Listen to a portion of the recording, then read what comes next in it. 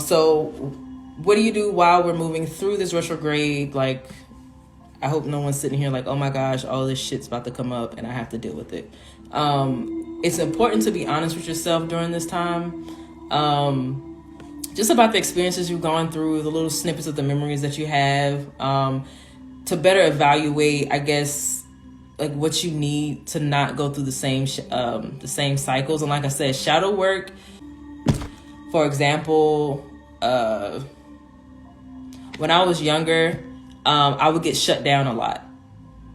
So anytime I would try to speak up for myself or speak up for somebody else, I would get shut the fuck down. And so it took me a while, just going through life, for me to not be so passive about shit, because it made me passive. It made me not really care whether I speaking up for myself or other people, because I was so used to getting shut down as a child. I naturally became just a passive person and was just like, fuck it, like a nonchalant, like whatever. And so like, once I recognized that, it was like, oh, I need to, whether it's good or bad, like I need to speak up for myself. I need to not miss these opportunities, and I need to tell this person that I don't like this shit. And even though I may not care, like I still need to say something because that's mean. You know what I mean? Like, and not realizing where it came from.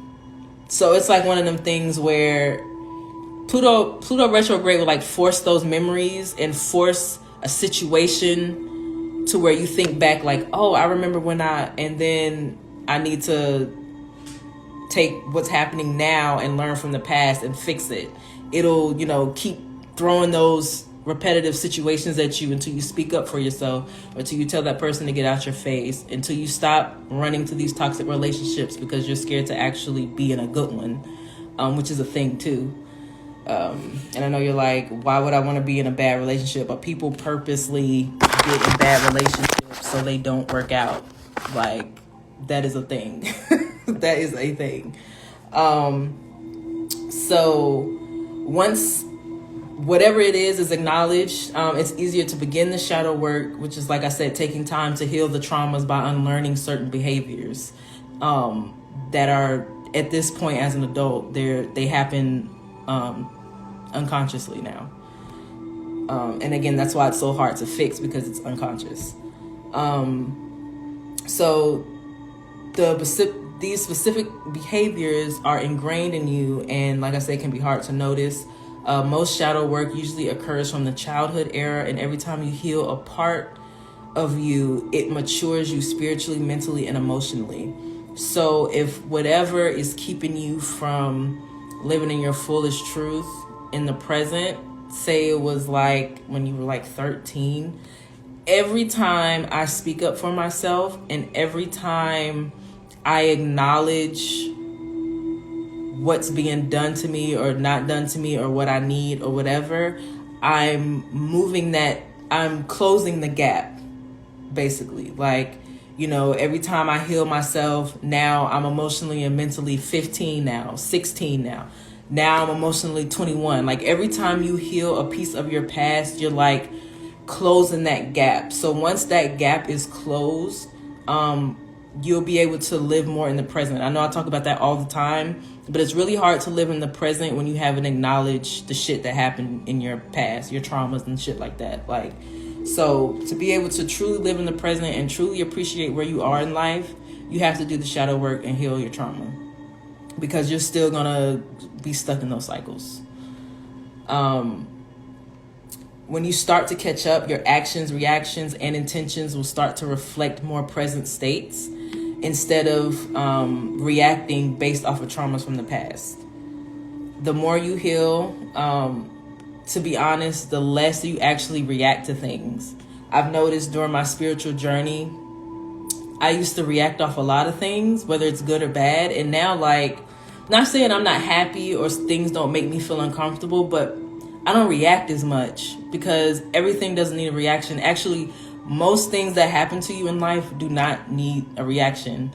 If it's something negative, that doesn't need a reaction because that's not even worth your energy, right? So let them be the fool and you just chill out. And then if it's a good thing, I always be like, I worked for this, I deserve this, I thank spirit, I thank God, I thank the universe, and I kind of move on, because I don't want to be too high, I don't want to be too low. I just want to stay in this like mid humble space and just accept things for how they are, how they move, and just go. You start to realize how unnecessary it can be to react as well. Like I was saying, and you only see things for what it is, and you just observe everything without judgment. You observe without saying this is good or bad, because in the grand scheme of things, nothing is actually good or bad. Things just happen based on the reality of the person, based on just what's happening now. Pluto also releases karmic energies. You know that one fucked up thing that you did that nobody else knows about. Until that's been addressed, it's going to be a cycle that continues to happen. If you're out here doing like fuck shit, as I like to say, swindling people out of their money, being jealous, being one of those people who pretend to be a fan or like for you, but they're really behind your back making sure that you don't make it at all, or to try their best to tear you down. Like, Pluto will bring the karma. Pluto will bring your shit to the forefront. Don't even worry about it. If you have like a super secretive tendencies that could possibly hurt other people, hurt yourself, or you create a lot of negative situations for yourself or for others, it will be revealed during this time. This is why it's super important to be honest with yourself, and keep communication clear, especially now while Mercury is also in retrograde. It's very good time to be very direct, very clear with yourself, your intentions, when you're praying, when you're meditating, all of that stuff. Be very clear with what you want, what you need, to other people, at work, to your family, whatever. Make sure you're really thinking about what you're saying, what you're texting to someone. Like I said, there's going to be a lot of people from the past trying to pop up, and you need to be able to dictate and I guess be conscious of who you actually want to bring back into your life and who you don't. Understand that this is happening simply because just past shit, I don't know, like the past is just coming up. The past is just going to keep coming up. So you got to be careful with that, because certain people do not deserve your energy any longer. No matter how mature or new of a person they have come, like some people just don't deserve to come back. Like, it is what it is.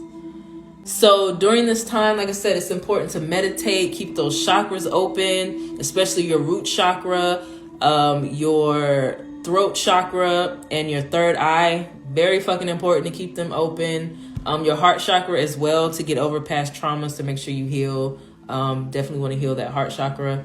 But yeah, keep them open and healed as much as possible. And then, of course, I have some crystals I would suggest during this time to use while you're meditating, praying, doing whatever your shadow work, your spiritual work, whatever needs to be done.